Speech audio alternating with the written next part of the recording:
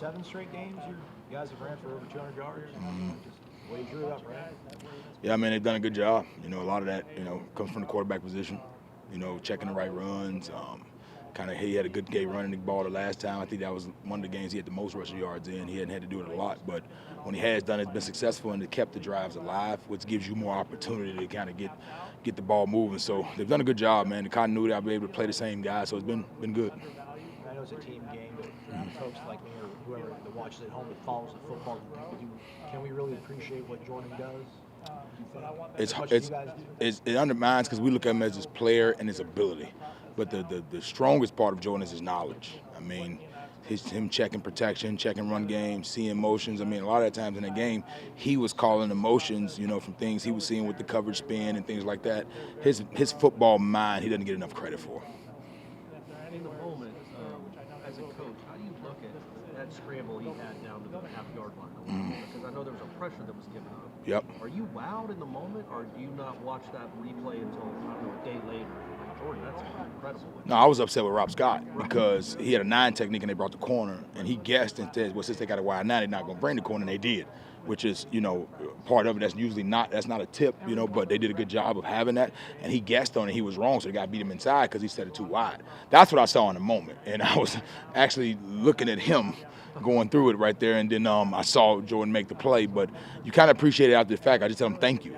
That's what makes him special is, you've seen those guys with those special ability to extend plays, extend drives. Great quarterbacks can do it, and he's one of them. Did you guys have a goal in mind? I know it's to get better every day. A goal in mind as far as we want to hit this number of points per game, or we want to hit this number of yards per game. You went up, I think, 9 points from last year. Did you have a goal before the season of where we need to be?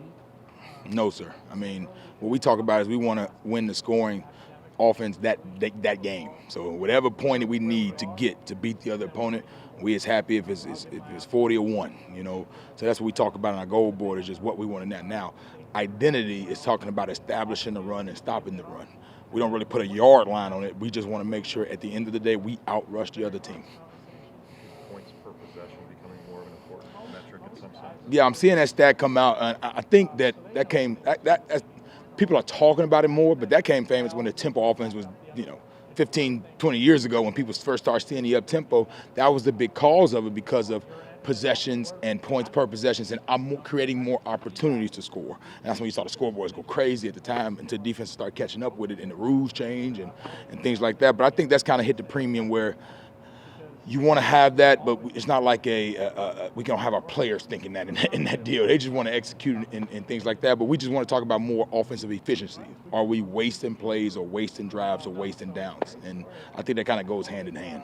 So are you seeing fewer wasted downs, wasted drives, maybe compared to last year? Absolutely, that goes to Jordan Travis. Because as a coach, you send the play in, and you watch. Even at the highest level, they send the play in, and you watch the conversation that has at the line of scrimmage because it might not be what you presented or played.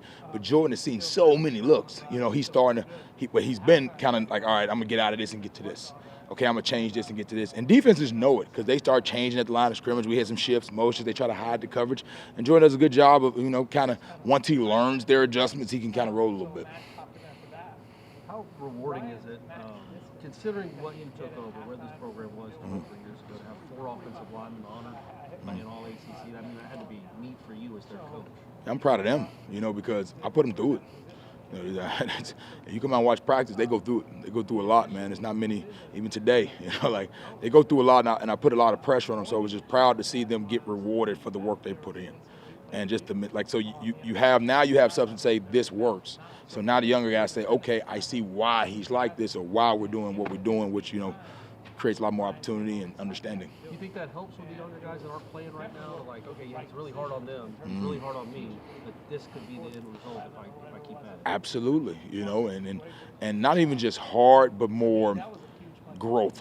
I mean, I always tell them growth is the key to politeness. If you want me to be nice to you, you better be growing. If you're not, it's not as fun. It's not an enjoyable meeting or experience if I don't see you getting a little bit better each day. So if you want me to be nice and things like that, then you better make sure I see some kind of correction each day. Is Robert a guy you anticipate having to sit down and talk about whether he's going to get some feedback from the NFL advisory board, or do you feel he's a guy that you can probably count on for 2023? Rob is a guy that he's so focused and does his thing that I don't even have those conversations with him. I give him a lot of leeway because Rob knows what's best for Rob. And that's one guy I hadn't had to be on hard as Rob, because Rob is one of the best listeners I've ever seen, where he's one of the people that when he looks at you, he looks through you. And you feel more obligated because if you say the wrong thing, he's going to do the wrong thing. Like I talked about in that game, he said, well, I hadn't seen a 9 in the corner. He said, so it had to compute in his mind. Once he got it, he was good. So it's just, I count on Rob to know what's good for Rob. Once he get all the information, I'm going to let him handle that. When Coach Norvell talked about, you guys don't have like a number in mind, like we're going to get 6 guys from the corner. It's all about fit. Yep.